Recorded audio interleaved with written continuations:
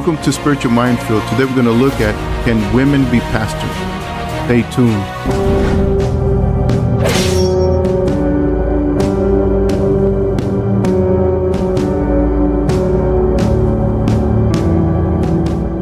So we're going to go to 1 Timothy chapter 2, and we're going to read verses 11 through 14, and we're going to see if the Bible supports women being lead pastors. Can they teach men at a church? Is that something they could do? Or can they pray in front of men, in the church? Can they lead men in any type of way in the church? So we're going to see that today.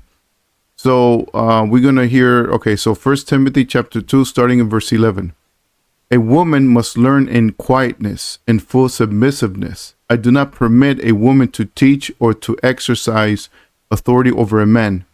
She is to remain quiet, for Adam was formed first, and then Eve. And it was not Adam who was deceived, but the woman who was deceived and fell into transgression. So we see here that Paul goes straight to the beginning. He goes to the order of things, how God created men and the woman.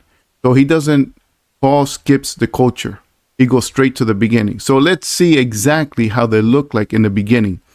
So let's go to Genesis. So we're going to look at here Genesis chapter 1, verse 26. Now look what it says. Then God said, let us make man in our image, after our likeness, to rule over the fish of the sea and the birds of the air, over the livestock, over all the earth itself, and every creature that crawls upon it. So we see here that God created man to take care of the garden. He was to be the leader. He was to rule over everything. So he is ruler of all of God's creation. Now let's go to Genesis chapter 2. And starting in 15, and we're going to skip some verses here. It says, then the Lord God took the man and placed him in the Garden of Eden to cultivate and to keep it. See, he's responsible to take care of the garden. So he was the leader of taking care of it, meaning he was the one in charge of the whole garden. Now, verse 18, the Lord God also said, it is not good for the man to be alone. I will make for him a suitable helper. So God was going to give Adam a helper, not someone to his equal, but someone to help him, to support him. Now, it doesn't mean that man is better than woman or woman better than men, but in responsibility, the man is above the woman. But in essence, they're the same. They're both humans, and in God's eyes, they're equal. God is not partial, but God does put roles. So in the role of man, he is above the woman and responsible for the garden, and the woman is supposed to help him. So we see here also when we go to 21 and 22, it says, so the Lord God caused the man to fall into a deep sleep. And while he slept, he took one of the man's ribs and closed up the area with flesh. And from the rib that the Lord God had taken from the man, he made a woman and brought her to him. So we see that the helper in verse 18 was the woman, was Eve. So Eve is the helper. Basically, she's underneath Adam. So then when you go back here to 1 Timothy, it says, for Adam was formed first and then Eve. Meaning that Adam was formed first, was given the responsibility of the garden, and then Eve was created to help Adam. He was the helper. So here, Paul goes straight to the order of things, and then he uses this with the church. That's the whole point here. Now let's go, and we're going to go to another passage. And where we're going to go is going to make it very clear that it is the Lord's command for a woman not to be a pastor in the church. Now, this comes straight from the Lord himself, meaning Paul is saying this is not from me. This comes from the Lord Jesus Christ. So this is not the culture back then and now it's permitted. No, this is literally from the Lord Jesus Christ himself. So let's go there now.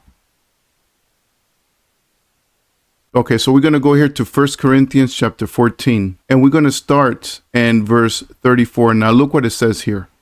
Women are to be silent in the churches. They are not permitted to speak, but must be in submission, as the law says.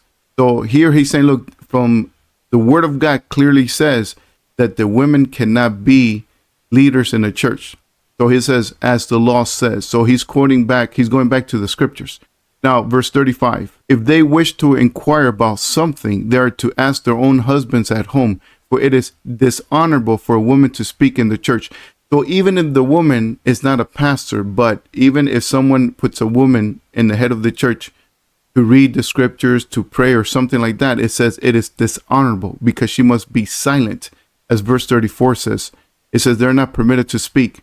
So they have to be silent in the churches in regard to talking in front of men, teaching men, or praying, or anything like that in front of men in the church.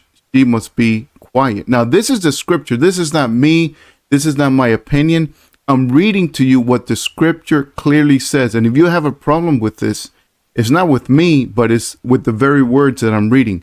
All right, so let's continue here. So let's go now to 36. Now check this out. Did the word of God originate with you, or are you the only ones it has reached?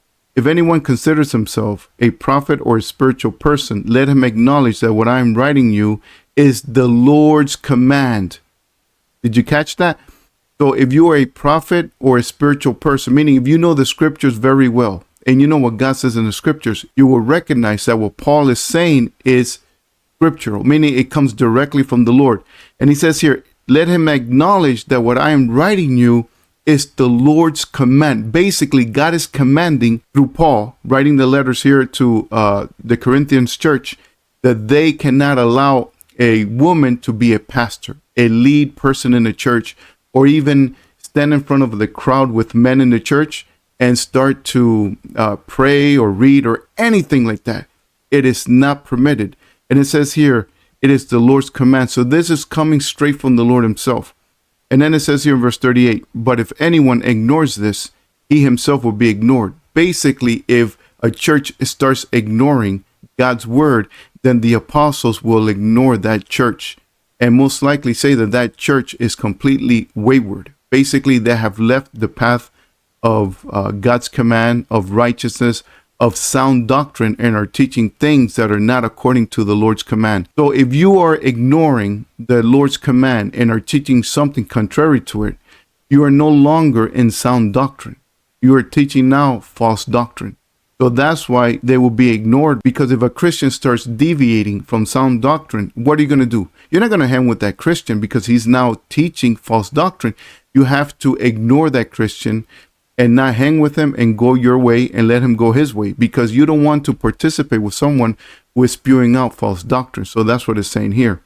So now we see that the scriptures make it very clear that a woman cannot be a pastor. A woman cannot teach men. Now, a woman can have a ministry in the sense of, if the congregation are all women, she could teach them. Basically, she could have a women's ministry where it's all women, and she could teach them God's word. See, that's okay. So basically, she cannot teach both men and women at the same time. She could only teach women. That's permissible, but not both. So basically, scripture makes it very clear that women cannot be pastors. So if you see a church having a woman as a pastor, now you know that that church is no longer in sound doctrine. That church is not obeying the command of the Lord. It has deviated from sound doctrine. You have to find another church, because now the Holy Spirit will not speak in that church. See, that's the problem. When you're going against the word of God, the Holy Spirit will not use you. So you have to be careful what church you're attending. Be careful who is the pastor of that church, because even if it's a man, you got to make sure that they're preaching sound doctrine. But if it's a woman, automatically it's against the word of God. You have to leave. Thank you for listening.